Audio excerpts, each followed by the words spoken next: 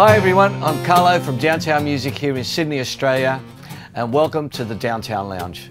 Today I've got a very, very special friend who's made it in for this special interview, and he's one of Sydney's busiest guitar players. Works as much as possible in the live original circuit, performing alongside some of Sony's international artists and Australian artists.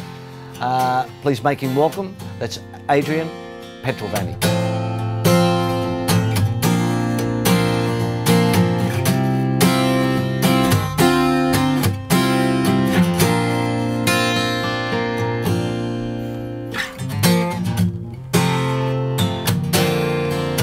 Hi Adrian, how you doing, man? Good, thanks, Carlo. How are you?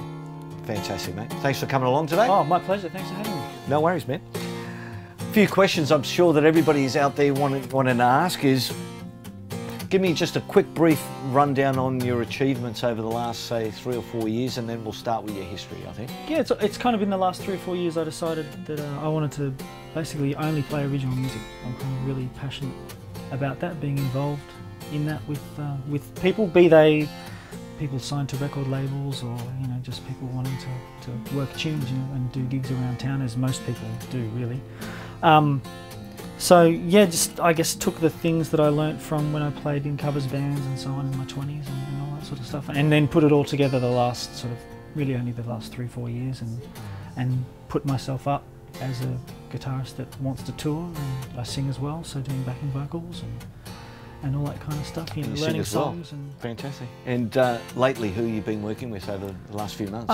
Lately, there's been a couple of Sony artists that are yet to release. I think there's some stuff due in the next month or so, so I'm sure you'll be hearing about them in the next little while. You know, a couple of video clips that'll be out there.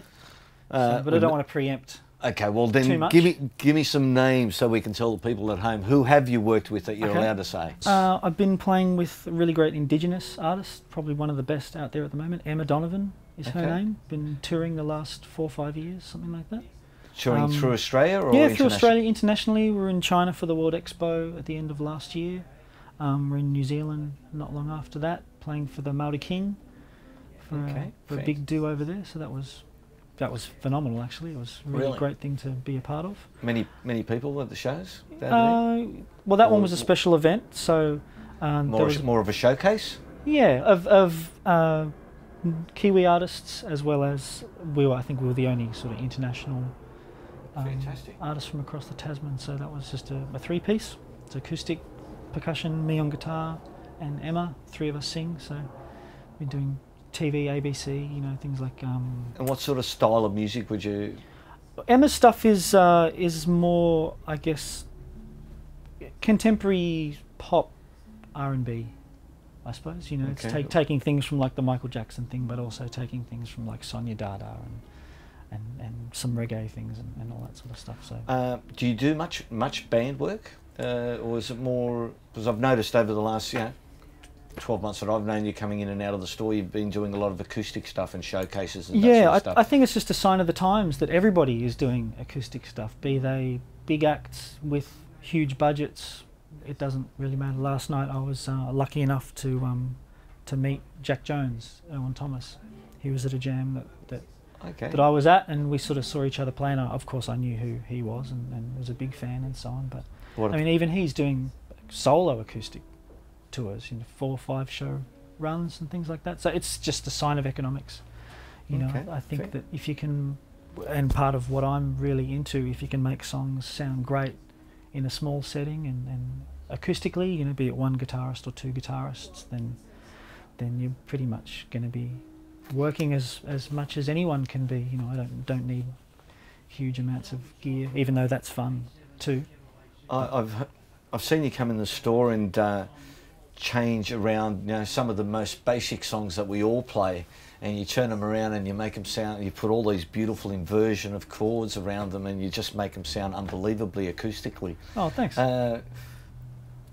That's obviously something you really focus on, and while you're at home, if you've got a new song from a new artist to learn, you actually go home and pull the song apart and add all of these new inversions of chords to make it sound, and you've actually got this acoustic thing in your head when you're playing? Yeah, well, I'm not so much inverting inventing inversions, in that I'm just taking what the bass line does in the song, and rather than just block chords like Kurt Cobain, even though that's great as well, but rather than, because I'm not limited to 1 or 2 chords, so I can try and make the song as close as possible to the original recording. So bass line movements, maybe there's an important hook line in the song, you know, be it a Foo Fighters tune or a Michael Jackson tune or something like that. I try, not always successfully, but I try as much as I can to make that part of the song, because it is part of the song.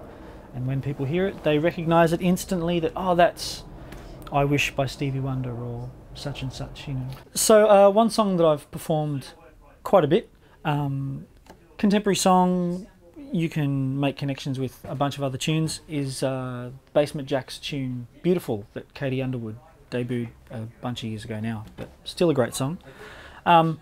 It's a dance tune. It's, you know, it's not a rock song, so things are always moving. You know, the bass line's always moving, and usually pretty smooth movement. So I've tried to incorporate that. You know, it's otherwise a really simple song. It's D minor to G to A minor. There's really not much going on. So I've tried to incorporate the bass line out of the tune. So it ends up sounding a little bit like this.